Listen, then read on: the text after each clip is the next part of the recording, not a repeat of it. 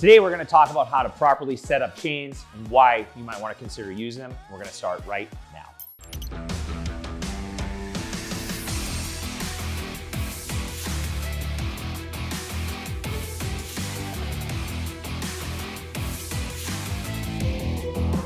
What's up everyone, Jason here, the King of Programming. Today we're going to go through chains, why you might need them in your training, and how to set them up. Now, I will tell you, a lot of people are haters on chains. They chime in, oh, you don't need that. It's a waste of time. You just want to look cool. Well, guess what? There's more to it than meets the eye. Do you want to look cool with chains? I don't know, and I don't care. But what I do know is that they freaking work, and they work for a number of reasons. Number one, they will allow you to work with different positions within the strength curve. If you're going through a lowering and a raising phase of a squat, you have different leverages, different advantages, okay? When you get to the bottom of the lift, there is a point where you come out of that hole and go through concentric range of motion. As you go through that range of motion, you tend to get stronger as the lift comes to the end. The chains bunch up on the floor and then come back to basically full length as you go through the top of the movement. So as you can imagine, these chains will have more load at the top of the movement where you tend to be strongest. So number one is improving sticking points. Wherever you get stuck in the squat, it allows you to work within that strength curve. Meaning where you're at the bottom of the position of the squat where you tend to be weakest is where you'll have least resistance, and where you're strongest at the top, you'll have more resistance. So that's benefit number one. Number two, they will allow you to be accountable with bar speed if you're doing some type of dynamic effort training. So obviously, anyone that knows anything knows that Louis Simmons and Westside Barbell made chains and bands popular. And the reason they're popular is because they allowed them to develop more force, to improve rate of force development with things like the squat, the bench, the deadlift, okay? So I didn't make this up. I didn't invent this. He's the one that made it popular, and I simply just stole that tool and realized that there is some application to it. And beyond just improving rate of force development, there's a lot of other great benefits which we're going to get to. So if we think about doing a speed movement like a squat or a deadlift or a press, we essentially have the ability to work with lighter loads and focus on bar velocity. When we do that, there is a point where we add load to the barbell where we have diminishing returns, where bar velocity starts to slow down. By using accommodating based resistance in the form of chains, we can keep the load a little bit lighter, but add chain weight to make up the difference for a percentage that we might need to improve things like rate of force development. Now, I could give you guys some generalizations in terms of percentage. I'm not going to do that to add further confusion because I think that a lot of people get fixated on the percentages and what the chain should weigh. But know that this is a tool that you can use. If developing power is an important thing for you, using chains is a great tool for that because we can keep bar velocity intact across multiple sets. And again, check out Westside Barbell. They made this popular. They made it popular with powerlifters, and of course, I've used it with a lot of athletes extensively. I have used accommodating based resistance in the form of bands and chains with hundreds of athletes over the years with great success. So I think it is a phenomenal tool for them. Number three, maybe you're not an athlete. Maybe you're just someone who's been training 10 plus years like myself. You've got some nicks and some nagging aches and pains that tend to pop up with your big patterns. The chains will help reduce wear and tear. You're not using the same weight through full range of motion. So here's an example for you guys. Let's say I'm squatting 400 pounds and I do sets of 5 with 400 pounds and I'm going 400 pounds through full range of motion. The alternative would be to use 300 pounds of straight weight in the barbell and 100 pounds of chains. Now I get 400 pounds at the top, but I don't get 400 pounds through full range of motion.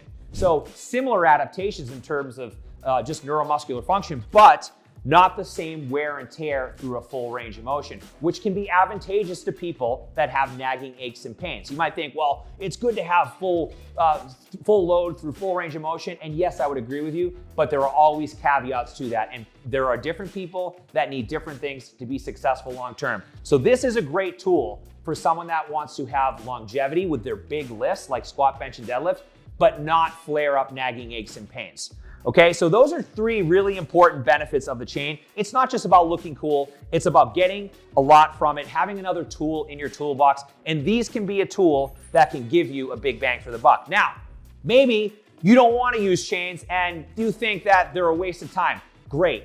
You don't use chains. I don't care what you guys do. What I care is having tools for the right people for the right reasons. And for those of you out there that are ready to use a tool like this, you will get a lot from it. I can guarantee you that. If you're like me and love optimizing your health and performance, love cookies and tacos, subscribe to my once weekly newsletter, EWOD. There's zero pressure, zero spamming to join, and a lot of value to gain. And as a special thank you, I'll send you a discount code to any of my training subscriptions. The link is in the description. See you on the inside. So let's talk about the setup now. How do we set these chains up correctly? Well, I see a lot of times people will set these up where the chains are hanging at the starting position. If the chains are hanging, we have an element of stability that takes place with the barbell. So the barbell is essentially oscillating. That is something we want to avoid. It is a variation that you can do with chains, but for the most part, we want to have anywhere from 3 to 4 links on the floor upon starting. All right, so guys, I want you to think about this. The barbell is in the rack right now, but when I unrack the bar, how many links am I going to have on the floor? Okay, so it should look something like that. So we're starting with 3 to 4 links. Now, you might need, this is a chain loader from Elite FTS. You can buy one of these. You can buy leader chain. I like the chain loader just because it's got various settings for different heights, for different height people. So this is an additional tool that you can invest in. But most chains that you buy anywhere, from Rogue Fitness, 5/8 chains, comes with a leader chain, and you might need to add some if you're super tall. So most important thing, having 3 to 4 links on the floor upon starting. The second thing, how much chain do you need? Generally speaking, about 25% of your max. So if you squat 400 pounds, you would use 100 pounds total weight, so 50 pounds each side. Now, I see people labor over the chain. How much do I need? What's the right amount?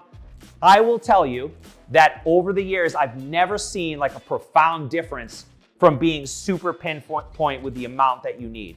Use some. If you can use 25 pounds, 50 pounds, use it. If you only have a certain amount, use what you have. For the reasons I listed, using chains for whatever amount you have is going to be advantageous for you. Now, if you don't have any chains and you're investing, you're thinking about how much should you get, start off with 2 chains. Okay, so 2 chains from Elite FTS, they're 5/8 chains. I think they're around 15 to 20 pounds each. That's going to be a good place to start where you can use it for both your squat, your bench press, and your deadlift. And all of these rules apply. So you want to have 3 to 4 links on the floor if you're doing a deadlift. For a bench press, same thing, which again would require different heights from this strap. You'll even see I've got this strap chain loader at the bottom here. This is from Elite FTS as well. This is for the barbell. It goes over the bar for a deadlift. So it's obviously, you don't have as much distance from the floor as we would with a squat. So overall, it's a great tool to have. It's not for the look at me crowd. It's not to be cool. It has application. Last thing is you're probably wondering, well, if I have chains, how often do I use them? Do I only use them? And the short answer is no. Use straight weight from time to time. Use chains from time to time. You don't have to do one or the other all the time. You can go back and forth. So I'll find myself, if I'm doing a heavy set of 3 with my squat, I'll probably use some form of accommodating base resistance in the form of chain or band. If I'm doing higher rep sets, I might just use straight weight with lighter loads. Again, go back and forth between the two. But what I will say, if you do have some nagging aches and pains that get flared up from something like a squat or a press or whatever, using your chains for the heavier lifts, if you're doing a heavy 3, heavy 2, heavy 1, use the chains will certainly be helpful for you. This is also a great tool to build absolute strength. So again, a lot of application. I think that, the people out there that just don't know any better tend to chime in and say you don't need it. And I think for some people, they might not need the chain at all. But again, it's another tool. If you want to invest in it, it's certainly going to help you. If you don't want to invest in it, then I get that too. So hope that helps, guys. If you have questions about the chains or you want to see more videos about how to set up bands, let me know in the comments. If you're an experienced everyday athlete and you're looking for the best training on planet Earth, check out my free training subscriptions. A 7-day free trial link is in the description.